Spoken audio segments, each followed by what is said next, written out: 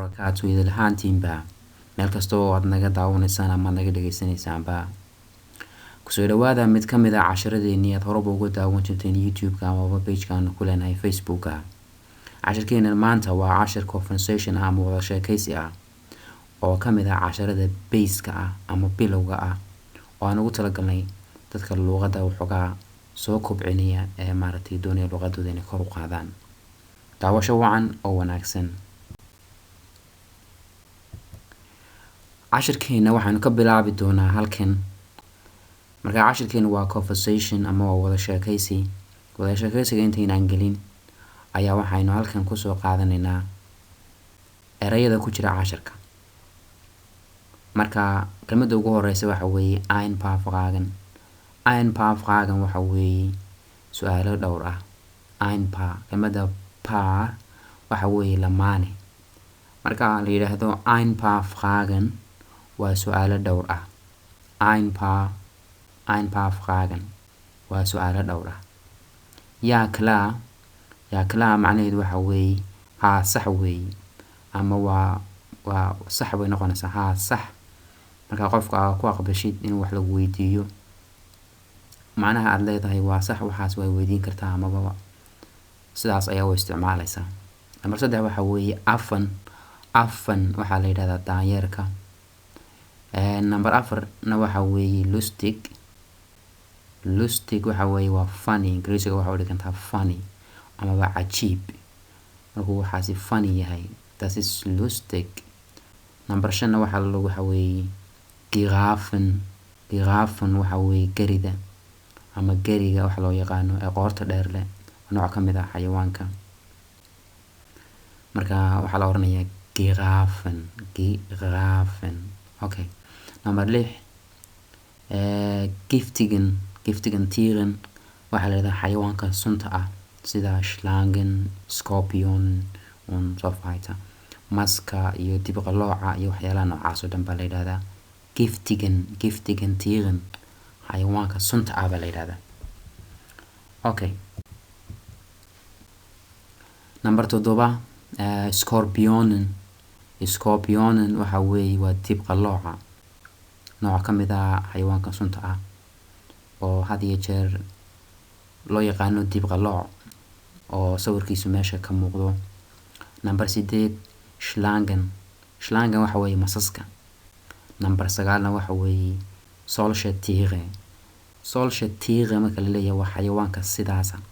Matalan solche waxa u dhigantaa Ingiriisiga such. Marka such animals oo kale. Marka solche Tiere xayawaanka sidaas weeye. Kelmadda solche number 10 solche macnaheedu waxa weeye sida such bay u dhigantaa Ingiriisiga. Such animals xayawaanka sidaas oo kale. Okay, number 11 waxa weeye zum Glück waxa weeye nasiib wanaag. Zum Glück nasiib wanaag weeye. Haddaynu cashirkeena halkan ka bilowno conversationkeena ama wada sheekaysigeennii aada waxaan ka bilaabaynaa Hallo, darf ich Ihnen ein paar Fragen über Tiere stellen? Hallo, darf ich Ihnen ein paar Fragen über Tiere stellen? Intaas waxaa u dhigantaa ma ku weydiin karaa adiga su'aalo dhowr ah oo ku saabsan xayawaanka. Hallo, nabad baa. Darf ich Ihnen miyaan anigu adiga ein paar Fragen su'aalo dhowr ah über Tiere stellen aan ku weydiin karaa. Marka ein paar Fragen über Tiere stellen waa inaad qofka su'aal weydiisid weeye. Hallo, darf ich Ihnen ein paar Fragen über Tiere stellen? Jawaabtu waxay noqonaysaa ja klar haa sax way weydiin kartaa macnaha. Okay. Gehen Sie manchmal in den Zoo? Gehen Sie manchmal in den Zoo? Ma tagtaa marmar beerta xayawaanka. Gehen Sie ma tagtaa manchmal marmar in den Zoo beerta xayawaanka. Jawaabtu waxay noqonaysaa ja aber selten haa laakiin marmar iyo dhif baan tagaa.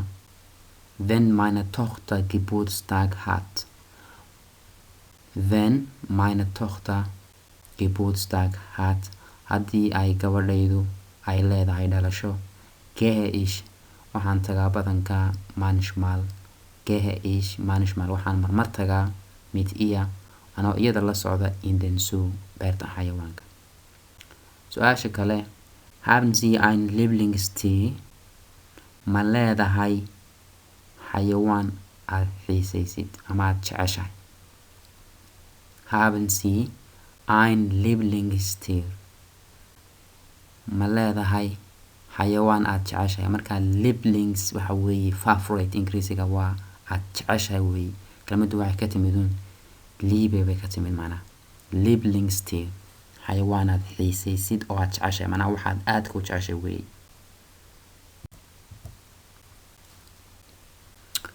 Jawaabtu waxay noqonaysaa ich habe viele Lieblingstiere. Waxaan leeyahay xayawaan badan oo xiiseeyo ayaa jira oon leeyahay. Ich mag die Affen. Waxaan jeclahay daanyeerka. Weil sie so lustig sind.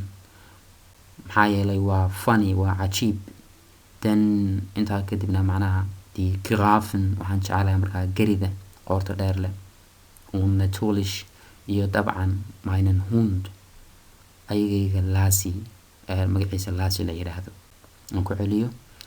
Ich habe viele Lieblingstiere. Waxaan leeyahay xayawaan badan oo aan jeclahay baa jira. Ich mag die Affen. Waxaan jeclahay daanyeerka.